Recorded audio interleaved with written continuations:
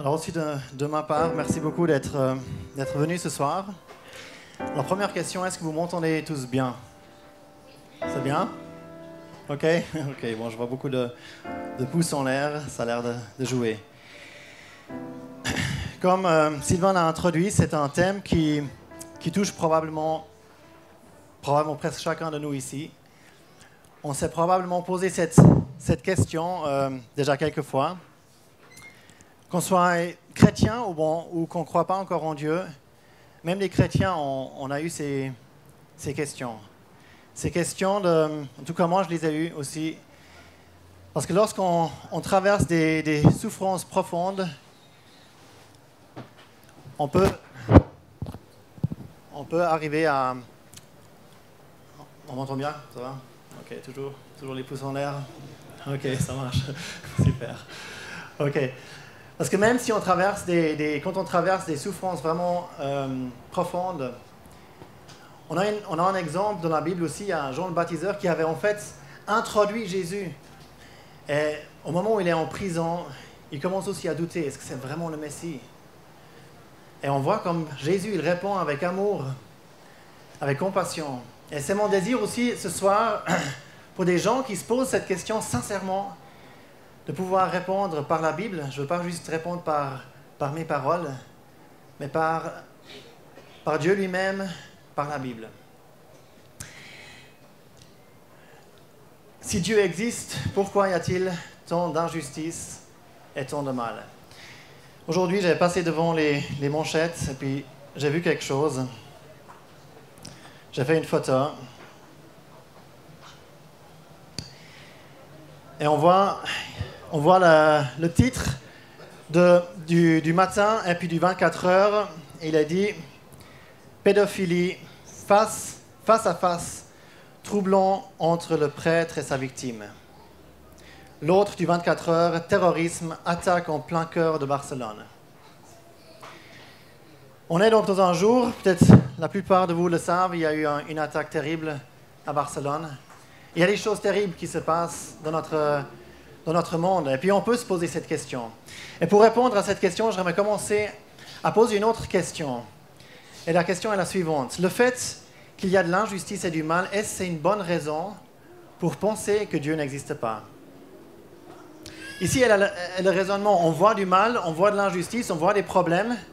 On dit Dieu devrait intervenir, on ne voit pas l'intervention de Dieu, donc Dieu ne doit pas exister. Ça, c'est le raisonnement logique et qu'on comprend très bien. Mais est-ce que c'est vraiment un bon raisonnement? Quand je parle des fois avec des gens dans la rue, ils me posent aussi cette question. Et en général, je leur réponds en posant aussi une question. La question est la suivante. Qui définit le mal et qui définit l'injustice? On parle de l'injustice, on parle du mal, mais qui définit ce qui est mal et ce qui est injuste? Ou bien qui définit ce qui est bon et ce qui est juste? Et les gens, en général, ils vont dire en tout cas, on n'a pas besoin de la religion ni l'Église. Et je suis absolument d'accord avec ça. Mais ça ne répond pas à la question. Qui définit que quelque chose est juste ou injuste ou mal ou bon? Alors, en général, les gens vont dire oui, c'est nous, c'est la société, c'est moi, chacun a sa morale, c'est juste pour lui, la vérité, c'est ta vérité, etc. On rentre dans cette discussion-là. Mais si c'est vraiment nous qui décidons, si c'est à nous de définir le bien et le mal, alors la soirée est réglée dans 1 minute. Parce que dans ce cas-là, je dis tout simplement la définition que l'injustice est juste, que le mal est bon, et l'affaire est réglée. Mais on voit directement que ça n'a aucun sens. Ça ne joue pas. Pourquoi pas? Parce que même si je dis que de tuer, si aujourd'hui je dis de tuer quelqu'un c'est bien, on sait que c'est pas bien. Et on le sait même aussi, pas parce que c'est marqué, écrit dans une loi, dans un code, c'est pas parce que je le vois dans le code pénal de la Suisse qu'il ne faut pas tuer que je vais me dire ah oui, c'est du mal. On le sait à l'intérieur de nous. On a une conscience, on a quelque chose à l'intérieur de nous qui nous dit, que ce soit écrit ou pas, que certaines choses sont bonnes et qui sont mauvaises. Et ici est l'argument. C'est si nous avons quelque chose à l'intérieur de nous qui nous permet de faire cette différence, ça veut dire qu'on a à l'intérieur de nous quelque chose semblable à une loi. Et là où il y a une loi, il doit y avoir un législateur. Et si on dit en fait que ce législateur qui est Dieu n'existe pas, alors il n'y a aussi pas de loi, il n'y a pas de conscience, et s'il n'y a pas de loi, il n'y a aussi pas de bien et de mal. Et toute la question qu'on se pose ce soir perd complètement son sens. Donc le fait que je puisse parler de justice ou d'injustice est seulement parce que j'ai quelque chose à l'intérieur de moi qui permet de faire cette différence. Et c'est quelque chose en moi, Dieu me l'a donné. Dieu vous l'a donné. Et donc le fait qu'on peut parler, qu'on peut définir quelque chose comme injuste, est quelque part aussi une preuve que Dieu existe. Qu'il doit avoir quelque chose, en tout cas, qui nous a donné cela. Et maintenant, en Romains 2, verset 14, on lit exactement cela. Parce que c'est vrai que certaines personnes, ils n'ont jamais entendu parler de Jésus, ils n'ont pas la Bible. Mais ici, le verset dit, contre les païens, ceux qui ne connaissent pas Dieu, qui n'ont pas la loi, qui n'ont pas la Bible, on peut dire, font naturellement ce que prescrit la loi, ils sont une loi pour eux-mêmes. Ils montrent que l'œuvre de la loi est écrite dans leur cœur, leur conscience en rendant témoignage.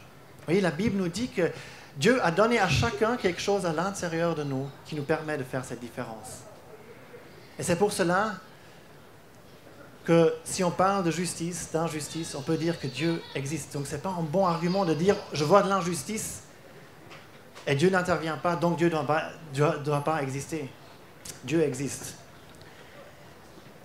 Mais on n'a encore longtemps pas répondu à la question « alors pourquoi Dieu n'intervient pas ?» Si on dit « d'accord, ok, Dieu existe, alors pourquoi est-ce qu'il n'intervient pas ?» Pourquoi hier, il n'est pas intervenu à Barcelone? Pourquoi, lorsqu'un tsunami s'approche des côtes thaïlandaises, il ne l'arrête pas? Pourquoi un enfant doit naître avec la leucémie? Pourquoi?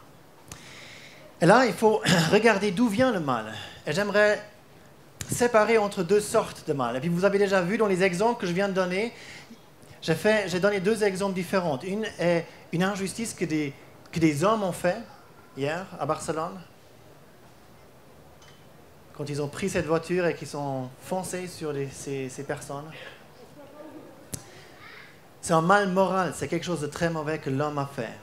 Mais il y a aussi des mal physiques, j'appelle ça comme des accidents par exemple, des maladies, des catastrophes naturelles, c'est différent. Et on va faire un peu cette différence entre ces deux choses ce soir. Alors d'où vient le mal? D'où vient le mal?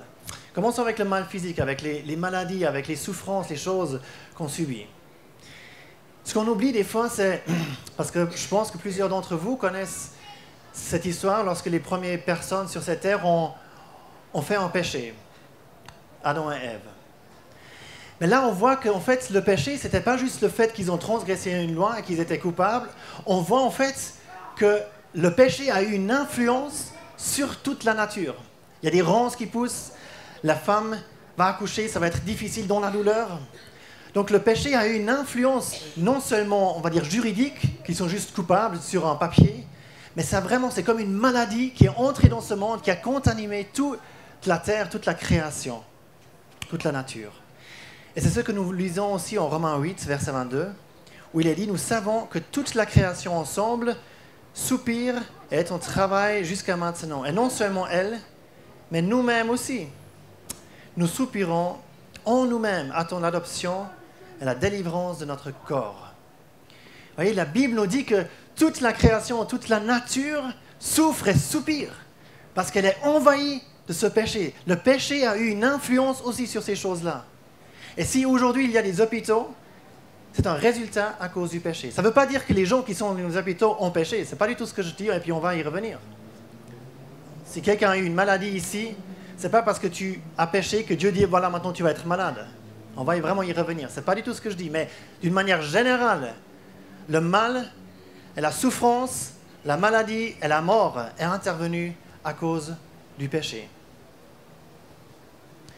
Deuxième point, le point moral. Je vais vous donner une petite illustration. Pourquoi il y a du mal moral? Alors une fois, j'ai parlé avec une dame aussi sur cette même question. Ensuite, je lui ai posé la question, « Madame, est-ce que vous croyez que les dentistes existent ?» Elle m'a dit « Bien sûr ». J'ai dit « Ben moi, je ne crois pas ». Et puis elle m'a dit « Mais pourquoi les dentistes, ça existe, c'est clair ». J'ai dit « Non, parce que quand je vois toutes ces personnes qui ont des caries, non, c'est pas possible que des dentistes existent ». Et là, elle rigole. Et puis elle me dit « Mais non, c'est pas le problème des gens avec les caries, c'est les gens avec les caries qui ne font pas ce que les dentistes disent. C'est à cause de ça qu'ils ont les caries. Et je dis, ben oui, c'est exactement la même chose avec Dieu.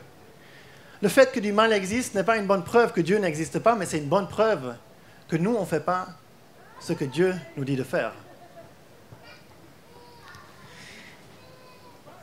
Je vais lire un verset qui nous montre exactement cela aussi. En Romains 1, on lit que les gens ayant connu Dieu, l'humanité, ils ne glorifièrent point comme Dieu, ni ne lui rendirent grâce, mais ils devinrent vains dans leur raisonnement. Un peu plus tard, il est dit, c'est pourquoi Dieu les a aussi livrés dans les convoitises de leur cœur. Donc en quelque sorte, Dieu les a laissés. Il a dit, ok, vous voulez vous séparer de moi, vous ne voulez pas me rendre grâce, vous voulez faire votre volonté, je vous laisse un peu. Un peu plus tard, on peut lire dans ce passage, « Et comme ils n'ont pas eu de sens moral pour garder la connaissance de Dieu, Dieu les a livrés en esprit reprouvé pour pratiquer des choses qui ne conviennent pas, étant remplis de toute quoi?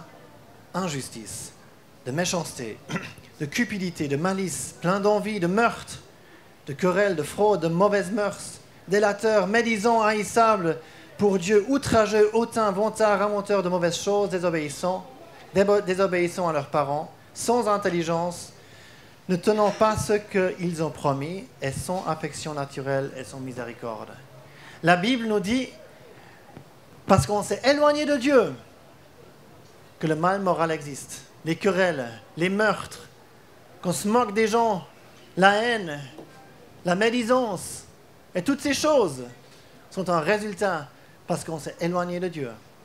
Je vous ai donné une illustration avec ce dentiste. Je vous donne un exemple réel. Vous connaissez peut-être ce fameux athée, Richard Dawkins, qui a écrit un livre, The God Delusion. Et si vous voulez perdre du temps, vous pouvez volontiers le lire. Richard Dawkins ne croit pas seulement en Dieu, mais il prêche vraiment ses convictions. Et dernièrement, il a fait beaucoup de bruit dans les journaux aussi. On l'a beaucoup critiqué, vous savez pourquoi. Donc il est professeur à Oxford University, il donne des conférences, il fait des débats, il est vraiment très, très, très, très connu. Et dernièrement, il a dit, une pédophilie modérée, c'est pas si grave que ça. Et évidemment, il a été très critiqué. Mais moi, je demande à tous ceux qui le critiquent, pourquoi vous le critiquez? Comment est-ce que vous voulez lui dire que c'est faux? Comment vous voulez lui dire que votre morale est meilleure? Il est juste conséquent. Mais si on s'éloigne de Dieu, et puis si on dit que Dieu n'existe pas, voilà à quel raisonnement on arrive. Et personne ici dans cette salle qui ne croit pas en Dieu peut lui dire qu'il a tort. Pourquoi? Quel droit avez-vous pour lui dire qu'il a tort? Pourquoi votre morale est meilleure? Mais bien sûr, on sait que c'est mauvais. Pourquoi? Je reviens au début. Parce qu'on a quelque chose à l'intérieur de nous qui sait que ça, c'est mauvais. Pourquoi est-ce qu'il y a le mal moral? Parce qu'on s'est éloigné de Dieu. Et c'est ce qu'on voit aujourd'hui dans notre société. On ne veut plus de Dieu. On ne veut pas Dieu dans les écoles, on ne veut pas Dieu dans notre société. On veut toujours plus vivre une vie sans Dieu. Et voilà pourquoi maintenant on pleure lorsque des injustices et des couples se divorcent, et qu'il y a de la haine, qu'il y a des meurtres, qu'il y a des querelles, qu'il y a des moqueries, qu'il y a des injustices. Alors on pourrait se poser maintenant cette question, d'accord, on sait d'où le mal vient, on sait d'où le mal physique, les maladies, on sait d'où le mal moral vient, on sait d'accord, Dieu existe, mais alors pourquoi il n'intervient pas? Pourquoi hier il n'est pas intervenu? Et là on voit qu'on a envie que Dieu juge les méchants. Et vous savez, là on a un problème. Le problème est le suivant, c'est que nous on s'est fait une morale, on s'est fait une idée de morale, de loi, et on a envie maintenant de prendre cela, de donner à Dieu, et dire Dieu, prends mon code, prends ma loi, prends ma morale, et juge le monde selon mes pensées. Et je vais vous dire quelque chose, ce Dieu est vraiment une illusion. Alors là, ce Dieu n'existe pas, je peux vous assurer. Ce Dieu qui prend ma morale, qui prend ma loi et qui juge le monde selon mes pensées n'existe pas. Vous voyez, on aurait envie de dire que Dieu devrait juger celui qui commet un meurtre, ceux qui agressent les enfants. Mais quel est le plus grand péché? C'est ça la question. En fait, ce qu'on se dit, alors d'accord, on a tous fait des choses, des bêtises, on a tous fait un peu des choses pas bonnes, on a peut-être menti une fois, on a peut-être volé un petit truc, pas payé notre billet dans le train, etc. Alors ça, c'est des petites choses, mais les grands péchés, ils devraient juger. Et je comprends ce raisonnement aussi. On peut comprendre ce raisonnement. Les grands péchés devraient être jugés, non? Alors quel est le grand péché? C'est pas si facile peut-être de répondre. Quel est le plus grand péché? Disons, ok, Dieu, s'il te plaît, juge juste le plus grand péché. Quel est le plus grand péché? Le péché quoi? Le premier, le péché originel, ouais, on pourrait prendre ça comme réponse. Pardon? Tuer quelqu'un. Pourquoi tuer quelqu'un? Parce que dans notre... Exactement, la vie, tout le monde a le droit, en Suisse, tout le monde a le droit de vivre sur notre terre. C'est le droit le plus fondamental de vivre, n'est-ce pas? Vous me dites, hein, vous me faites comme ça si je ne vous m'entendez plus, parce qu'il y a la pluie maintenant qui vient, mais c'est toujours bon. On va dire le droit fondamental, c'est de vivre. Donc, de transgresser cette loi-là, c'est le plus grand péché. Et je comprends tout à fait ce raisonnement. Mais regardons ce que la Bible elle dit. Matthieu 22, il y a quelqu'un qui demande exactement cette question à Jésus. Maître, quel est le grand commandement dans la loi? Attention, qu'est-ce qu'il va dire? Et il lui dit, tu aimeras le Seigneur ton Dieu de tout ton cœur, de toute ton âme et de toute ta pensée. Le plus grand commandement est d'aimer Dieu de toute notre âme, de tout notre cœur, de toute notre pensée. De transgresser ce commandement-là est de faire le plus grand péché. Est-ce que vous voulez que Dieu juge juste le plus grand péché? Moi, je dois lever la main, je dois dire, je suis coupable du plus grand péché. Je suis le plus grand pécheur. Moi, je n'ai pas toujours aimé Dieu de tout mon cœur et de toute mon âme, de toute ma pensée. Un autre verset dit de toute ma force. Je me suis aimé moi, parfois, beaucoup plus que Dieu. Est-ce qu'on ne doit pas reconnaître que nous sommes tous coupables? Est-ce qu'on ne doit pas reconnaître que la Bible a raison lorsqu'elle dit en Romains 3 que tous sont péchés et n'atteignent pas la gloire de Dieu? Il n'y a point de juste, verset 10, non même pas un seul. Il n'y a personne qui a de l'intelligence. Si Dieu devrait juger juste le plus grand péché, les chers amis, il devrait nous détruire tous. On est tous coupables devant Dieu. Mais pourquoi est-ce qu'il ne le fait pas? Dans 2 Pierre 3, verset 9, il a dit que Dieu est patient, ne voulant qu'aucun périsse, mais que tous viennent à la connaissance, et que viennent à la repentance, excusez-moi. Il veut que tous viennent à la repentance. Parce que Dieu ne veut pas vous juger.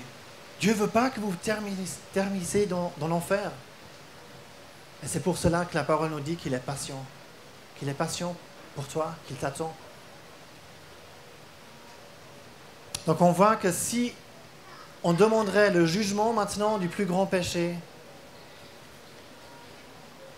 ce n'est pas une bonne solution, parce que Dieu devrait nous juger. Et pourquoi alors il n'arrête pas, ou bien il ne fait pas en sorte que ceux qui subissent les injustices, ou bien qui ont ces maladies, ou bien qui passent à travers les souffrances, pourquoi là est-ce qu'il n'intervient pas? Et je dois vous donner une réponse très honnête, que bien souvent, ou en général, je dois vous dire que je ne sais pas non plus. Et en choisissant ce thème, je savais que j'allais répondre ça. Et ça ne m'a pas empêché de quand même parler là-dessus. Parce que ce n'est pas un problème pour moi. Et j'aimerais bien vous expliquer pourquoi. Pourquoi ce n'est pas un problème que je ne comprends pas complètement Dieu? Des fois, j'explique ça de la manière suivante. Nous sommes des êtres limités. Nous sommes comme dans une box, comme dans une boîte. Nous avons des limites. Nous sommes, des fois, on est finis. Et Dieu est infini. Dieu n'est pas dans la boîte. Dieu est infini. Le fait que je ne comprends pas toujours Dieu est pour moi la preuve que Dieu est vraiment Dieu. Si je pouvais expliquer Dieu avec ma logique limitée, cela viendrait à dire que Dieu fondamentalement n'est pas plus grand que cette boîte. si j'arrive tout à comprendre, à expliquer dans mes limites, cela viendrait à dire qu'il est une invention en tout cas humaine. Mais puisqu'il y a des choses que je ne comprends pas complètement que Dieu fait, cela me montre qu'il est vraiment Dieu. Il n'est pas limité dans le temps. Lui, il voit toute ma vie. Il voit tout le puzzle. Moi, je vois juste quelques pièces. Mais lui, il voit tout. Et il nous dit, en Ésaïe 55, puis au verset 8 et 9, « Mes pensées ne sont pas vos pensées, et vos voix ne sont pas mes voix, dit l'Éternel. Car comme les cieux sont élevés au-dessus de la terre, ainsi mes voix sont élevées au-dessus de vos voix, et mes pensées au-dessus de vos pensées. » Dieu dit, tu ne peux pas tout comprendre, mon enfant. Tu ne peux pas tout comprendre. Il y a des choses, moi je vois tout. Moi je comprends maintenant, mais tu ne peux pas tout comprendre parce que tu n'as pas toute l'image. Mais ça peut être un peu frustrant, on peut se dire, mais c'est quoi comme Dieu?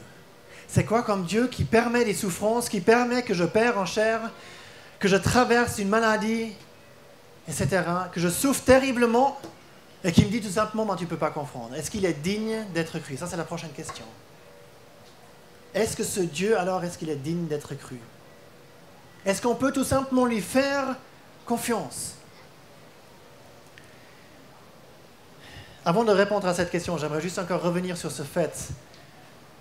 Encore une fois que j'ai dit avant que si on est malade ou bien qu'on a des problèmes, ce n'est pas directement lié parce que nous, on a fait quelque chose de mauvais. La parole nous dit un exemple en fait où Jésus dit ça directement. Jésus répond à cette question. Parce qu'il y a des gens qui lui posent cette question et il dit, et donne un exemple, parce qu'il y a eu un accident en fait, il y a une tour qui est tombée. Et il dit, c'est 18 sur qui tomba la tour dans Siloé et qu'elle tua. Croyez-vous qu'ils fussent plus coupables que tous les hommes qui habitent Jérusalem? Non, vous dis-je. Mais si vous ne vous repentez pas, vous périrez tous pareillement. Donc Dieu vous dit, vous voyez de l'injustice, vous voyez des problèmes, et vous ne comprenez pas.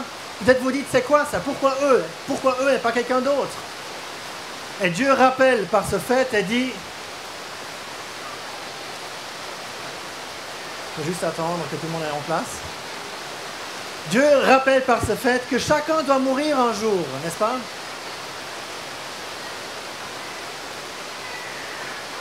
Chacun doit mourir un jour.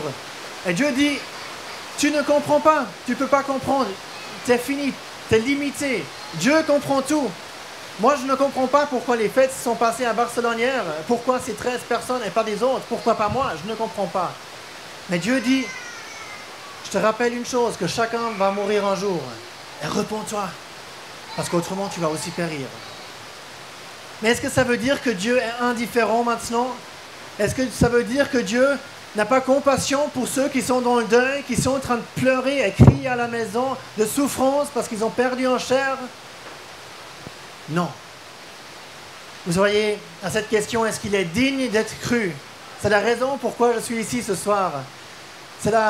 J'aurais envie de crier sur tous les toits de Lausanne qu'il est digne d'être cru.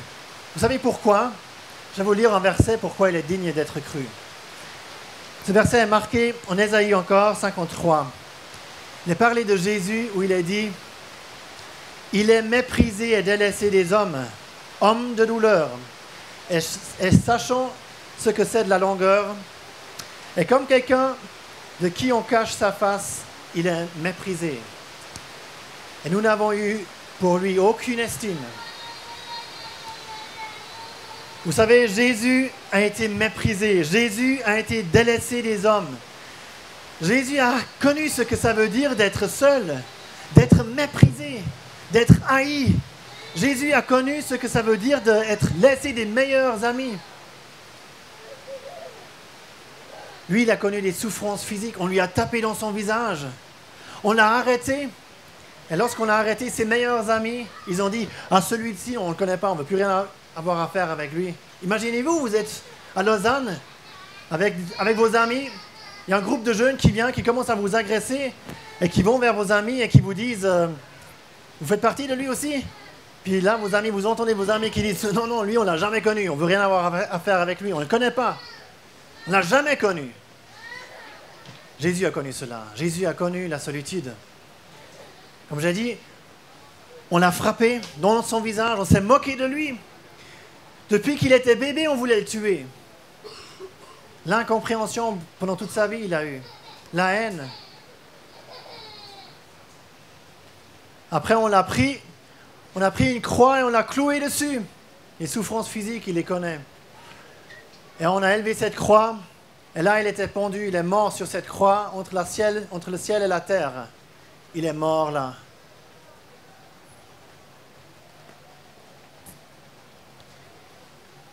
Il est digne d'être cru parce qu'il a connu toutes les souffrances de toutes les personnes dans cette tente ce soir. Toutes vos souffrances, il les connaît. Il connaît le deuil, il a eu des amis qui sont morts. Et on va juste voir un exemple maintenant aussi. Il connaît ces choses. Il est digne d'être cru. Et vous savez, sur cette croix, il n'a pas seulement vécu la haine des hommes, il n'a pas seulement vécu l'injustice la plus grande que la terre n'a jamais vue, mais sur cette terre, il a crié « Mon Dieu, pourquoi m'as-tu abandonné ?» Parce que sur cette croix, il n'était pas non seulement abandonné des hommes, mais aussi de Dieu. Pourquoi? Parce que sur cette croix, il voulait porter nos péchés. Et il s'est laissé juger à notre place.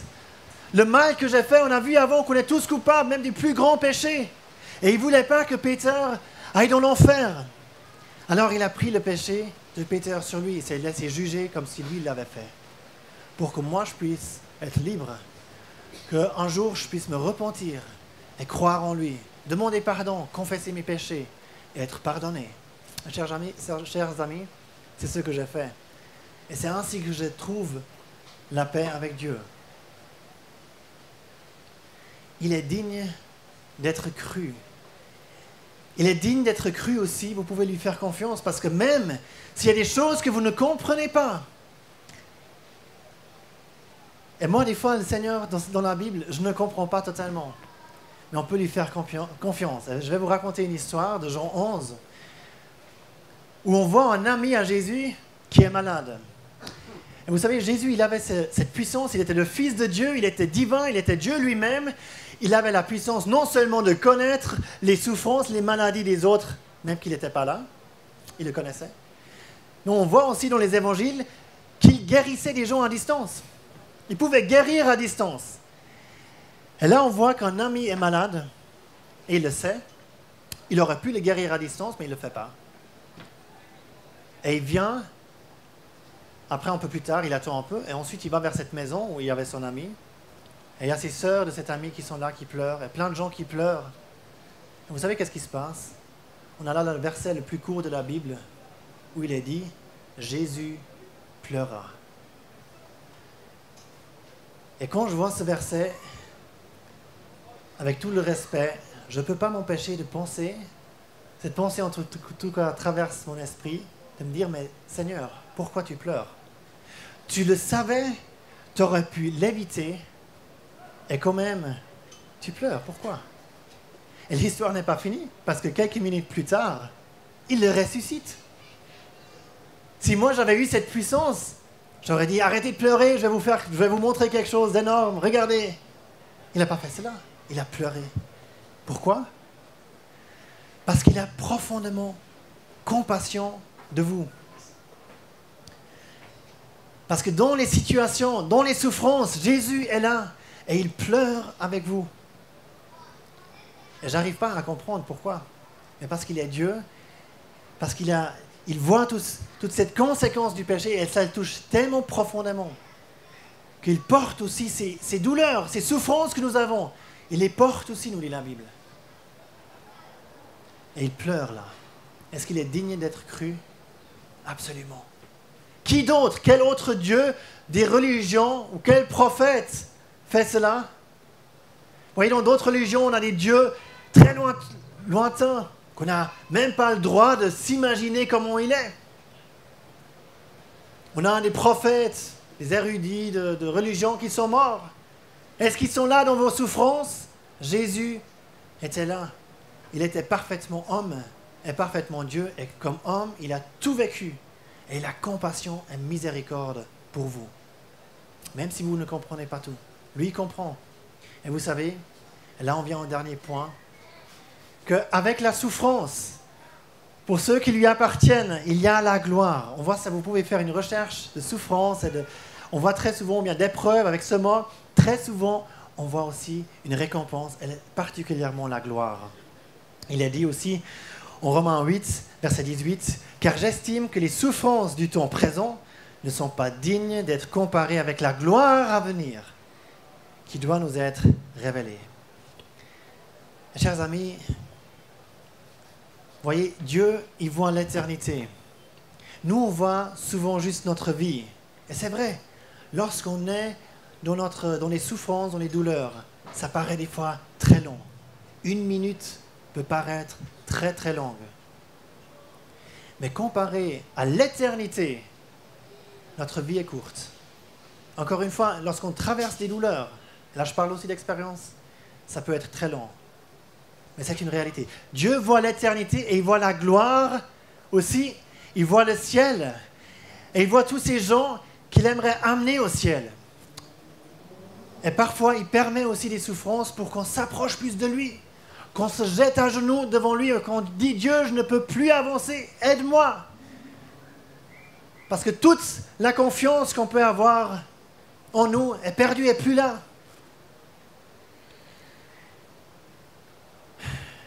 Dieu voit la gloire. Dieu voit le ciel. Et il aimerait tellement vous avoir là au ciel. Dieu veut qu'aucun périsse, j'ai déjà dit ce verset, mais que tous viennent à la repentance. Dieu a tant aimé le monde qu'il a donné son Fils unique, afin que quiconque croit en lui ne périsse pas. Il a aimé. Et Jésus a montré cet amour en se donnant à la croix. Il n'y a pas un plus grand amour. On ne peut pas donner plus. Dieu a vraiment montré qu'il est amour. Et même si je ne comprends pas tout, je peux lui faire confiance parce qu'il est amour. Il l'a prouvé. Il a prouvé qu'il est amour. Et vous savez, il y a quelque chose qui est magnifique. La Bible nous dit en Apocalypse 21 que Dieu essuiera toutes larmes des yeux. Et la mort ne sera plus, et il n'y aura plus ni deuil, ni cri, ni peine, car les premières choses sont passées. Il y a un moment dans le ciel où Dieu, il compte vos larmes, chaque larme qui est tombée, il les compte, il les voit, chaque souffrance, il les voit, et il prend note. Et viendra un jour où toutes ces larmes vont être essuyées. Au ciel, il n'y aura ni deuil, ni peine, ni cri, ni rien de cela. Il y aura juste la joie et la paix. Et j'aimerais vous dire, vous pouvez lui faire confiance. Je vous donne encore cet exemple. Ces temps, il y a quelqu'un que je connais bien, qui traverse des souffrances aussi, vraiment qui a des grandes difficultés. Ça va déjà un peu mieux, mais c'était vraiment très difficile. Et je vais souvent le visiter. Il aimerait bien que j'aille le visiter. Et il ne veut pas que j'aille le visiter parce que je suis meilleur que quelqu'un d'autre, mais tout simplement parce que ce qu'il est en train de vivre, je l'ai vécu aussi. J'ai vécu des choses très semblables. Et s'il me parle d'angoisse, s'il me parle de crise de panique, s'il me parle qu'il ne sait plus comment continuer, je peux lui dire, je connais ça, je te comprends un tout petit peu. Et tout le monde qui a traversé des souffrances, il sait très bien qu'on est consolé par celui qui a traversé quelque chose de semblable. Il peut y avoir une autre personne qui n'a pas traversé cela. Elle peut dire exactement les mêmes paroles. Cela n'aura pas le même effet. Jésus a souffert toutes les choses que vous connaissez. Il les connaît. Vous pouvez lui faire confiance. Et lui va vous consoler un jour. Vous essuyez vos larmes. Toutes les cicatrices, vos amputations peut-être, les choses qui vous font penser encore des souffrances de cette terre vont être effacées, à part un homme. Un homme. Il y aura toujours un homme dans le ciel qui portera les cicatrices, les souffrances qu'il a subies sur cette terre. Cet homme, c'est Jésus. Jésus nous a dit que les marques dans ses mains, lorsqu'il a été cloué sur la croix, resteront éternellement. Pour tous ceux qui ont cru et qui l'ont accepté, sujet de joie, d'adoration et de louange pour l'éternité. Mes chers amis, pour ceux qui ne l'ont pas accepté, ou juste accepté comme prophète, ou juste comme quelqu'un qui a fait du bien, mais qui ne l'ont pas vraiment reçu comme celui qui est mort sur cette croix pour toi, ça va être la terreur. Imaginez-vous ce moment lorsque Jésus va revenir et vous allez voir dans ses mains, c'est lui, c'est l'homme de Golgotha, c'est lui qui était sur cette croix, qui est mort pour moi et je ne l'ai pas accepté. C'est trop tard maintenant. Quelle terreur.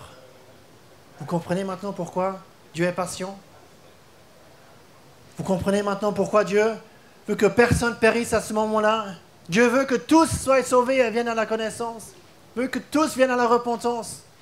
Chers amis, il a les bras encore grands ouverts comme à la croix pour vous embrasser, pour vous prendre dans ses bras. Comme ce père du fils prodigue qui a pris son fils qui puait des cochons dont il était. Peu importe dans quelle situation vous êtes, il est là pour vous prendre dans ses bras qui ont été cloués sur la croix, ses bras d'amour pour vous embrasser, pour vous prendre, pour vous consoler, pour que vous ayez la paix. Et pour vous, déjà maintenant, donner la paix, même si vous passez par des souffrances. Dans cette salle, je vois des têtes qui ont passé par des souffrances. Ça, il y a des gens ici dans cette salle qui ont perdu des chairs, qui ont eu des accidents, mais qui louent Dieu aujourd'hui, qui l'adorent. Ils ne comprennent pas tout. Mais ils comprennent une chose, qu'il est digne d'être cru. Il est digne d'être cru parce qu'il est cet homme de Golgotha, parce qu'il est mort pour eux. Et même si on ne comprend pas tout, on peut lui faire confiance. Et chers amis, faites-lui confiance. Venez à lui avant que c'est trop tard. Il veut vous recevoir tel que vous êtes. Venez à lui aujourd'hui. À lui la gloire. Amen.